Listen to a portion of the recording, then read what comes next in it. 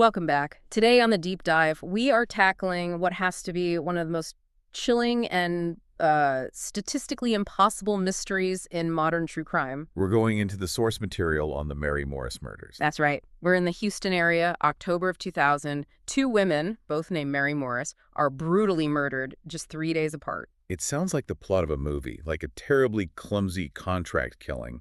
But the truth, even 24 years later, is still just out of reach. The core question that we have to ask, and that investigators ask, is was this some kind of horrific, mistaken identity? Or was it just the most bizarre, the most brutal coincidence imaginable? The odds are just staggering. So we're going to unpack the evidence, the victims, the suspects, all of it. To keep things clear for you listening, we need a naming convention right off the bat. Okay, good idea. The first victim, found on October 12th, was Mary Lou Henderson Morris. We'll call her Mary Lou. She was a bank officer. And the second victim, found October 15th, Mary McGinnis Morris. We'll call her Mary McGinnis. She was the nurse. Perfect. So let's start with Mary Lou, the bank officer. She was 48 years old. And by all accounts, every source agrees her life was incredibly stable. Dependable employee, happily married to her husband, Jay. No financial troubles, no enemies, nothing. Her own daughter, Marilyn, was adamant that there was just no motive for anyone to do this. And that void of a motive is what makes this whole thing so baffling from the very beginning. So on the morning of October 12th, 2000, Mary Lou leaves her home in Baytown for work. And just vanishes. She never clocks in. Her husband, Jay, reports her missing later that afternoon.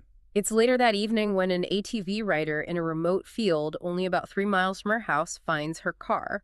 He finds her Chevrolet Lumina, but it's completely engulfed in flames. And it was immediately obvious to investigators that this wasn't an accident. This was an intentional, a deliberate effort to destroy every single piece of evidence. And when we say destroy, we mean total destruction. The heat was so intense. We're talking about forensics needing to use dental records, just tooth fragments, and even get a positive ID. They couldn't even determine a cause of death. The body was that incinerated. So what's really fascinating here, and a bit strange, is how the killer or killers generated that level of heat. Right. Investigators found massive amounts of accelerants were used.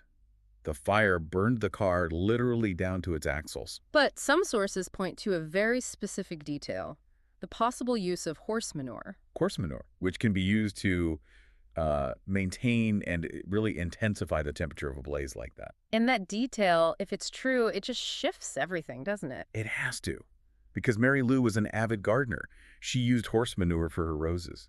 So that implies the killer had personal knowledge of her. It argues pretty heavily against a random attack or some anonymous hitman who just had a photo. Absolutely. It suggests malice, something personal, but then that conflicts with other details that seem almost amateur. Like leaving the car just 3 miles from her house, it's not exactly a remote disposal site. Exactly. And there were other strange things. Mary Lou's body was found in the passenger seat, not the driver's seat. And the car was pointed in the opposite direction of her commute to work. Her purse was missing, but it was found months later, like 50 miles away. But robbery was ruled out almost immediately. Right, because other valuable jewelry was left behind, but her wedding ring was missing. And that missing wedding ring, that detail is going to come back again and again. It's often cited as, a hitman's proof that the job is done. So you have this brutal, calculated murder with no clear motive. Now hold on to that thought, because just 3 days later, the whole case is turned on its head. Yeah, this is where that statistical impossibility comes in. Sunday, October 15th. The second Mary Morris is found dead. Mary McGinnis, the nurse practitioner, she was 39. And she was found in her car, a Dodge Intrepid, in another remote area, but this was in Sugar Land. So on the complete opposite side of the Houston metro area from where Mary Lou was found. A very key detail. Yeah. And unlike Mary Lou, her body hadn't been burned. No, but she had been viciously beaten and then shot once in the head. The killer had clearly tried to stage the scene to look like a suicide. They even used a gun that was registered to her husband, Mike Morris. A gun she had actually started carrying for her own protection. But that staging, it just fell apart immediately under scrutiny. Detectives saw clear signs of a struggle. Her clothes were torn, there was blood on the passenger door, visible bruises. And the keys were found outside the car. This was obviously a violent confrontation, not a suicide. But the most chilling piece of evidence from that scene is the 911 call. Yeah. During the attack, Mary McGinnis managed to place a frantic call. The contents have never been released, but sources describe it as just blood-chilling. And what we do know is that she reportedly referred to her attacker only as they, Hmm. plural. So you can see why the connection was instantaneous for everyone. Law enforcement, the public. Two Mary Morrises, similar physical features, both driving similar sedans. Both found murdered in isolated spots within 72 hours. The medical examiner's office even got confused and initially told Mary Lou's family that the second body was hers. That's how close the superficial details were, but here's the crucial difference. Right. While Mary Lou's murder had no motive, Mary McGinnis's life was, well, it was filled with conflict. Which means investigators had immediate, concrete suspects. We had to shift focus completely to her world. Her marriage to Mike Morris was deeply troubled. They were in counseling, but friends said she was planning to file for divorce. And critically, Mike was the sole beneficiary of a $700,000 life insurance policy. So right there, you have a massive financial motive. And his behavior after the murder only made him look more suspicious. He had an alibi. He said he was at the movies with his daughter, but he just refused to cooperate fully. You wouldn't take a polygraph. Yeah. He claimed his antidepressants would skew the results. And this is the big one. He refused to let the police interview his daughter, his only alibi witness, without a lawyer present. Which, as one detective said, suspects have lawyers, witnesses usually don't. It's a huge red flag. But the circumstantial case against Mike gets even stronger when you look at the phone records. This is wild. 2 hours after Mary McGinnis's frantic 911 call, Mike places a 4-minute call to her cell phone. He claims it just rang and rang, no answer. But the phone records show it was a completed call, meaning someone, maybe the killer, was at the scene and actually answered the phone. Investigators theorized he was calling the hitman to confirm the job was done. And that theory gets a lot more weight when you hear his own words. He later said publicly, and this is a quote, that he had absolutely nothing to do with the arrangement of Mary's murder. Arrangement. Such a strange word to use if there was no plan, no contract. Exactly. But he wasn't the only one with a motive. No, not at all. Mary McGinnis also had serious problems at work with a male nurse named Dwayne Young. She was genuinely afraid of him. She told people she'd found her desk disturbed, things moved around. And she even found a note on Dwayne's desk that just said, "Death to her." I mean, that's just an astonishing piece of evidence. That points to some really serious hostility at her workplace. She was so unnerved by him that she started carrying that gun, the very gun that was used to kill her. So that gives us a whole other potential motive, a highly personal one, completely separate from her husband. Okay, so this brings us to the big theory, the one that everyone knows, the mistaken hit theory.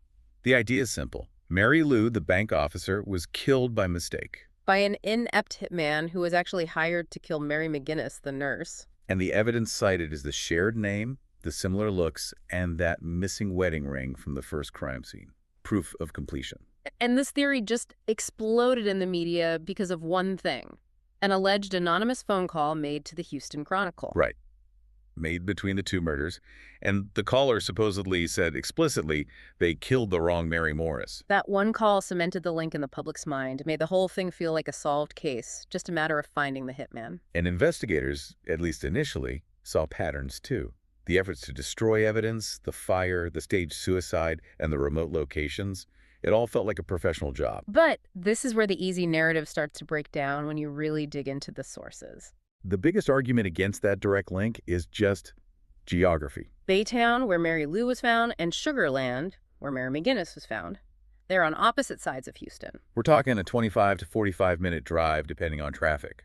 For a professional killer to mistake the target and be in the completely wrong part of a massive city. It makes the inept hitman theory seem a lot less likely. And then there's the issue with the most critical piece of evidence. The phone call to the Houston Chronicle. Exactly.